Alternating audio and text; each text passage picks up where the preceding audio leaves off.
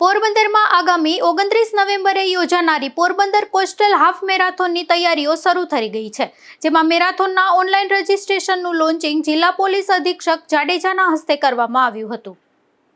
રાણાવાવ ખાતે વાલ્મીકી સમાજ દ્વારા અનુસૂચિત જાતિના વિદ્યાર્થીઓ માટે યોગ પ્રત્યે જાગૃતિ ફેલાવવા અને શારીરિક માનસિક સ્વાસ્થ્યના મહત્વ અંગે માર્ગદર્શન આપવા 3 દિવસીય યોગ શિબિરનું આયોજન કરવામાં આવ્યું હતું, જેમાં તારીખ 12 થી 15 ઓગસ્ટ દરમિયાન આયોજિત આ યોગ શિબિરમાં વાલ્મીકી સમાજના છોકરાઓ અને છોકરીઓએ ઉત્સાહભેર ભાગ લીધો હતો અને યોગ શિક્ષિકા તરીકે નફીસાબેન ધાનાણીએ વિદ્યાર્થીઓને યોગના વિવિધ આસનો અને તેના ફાયદાઓ અંગે માર્ગદર્શન આપી પોતાનું યોગદાન આપ્યું હતું।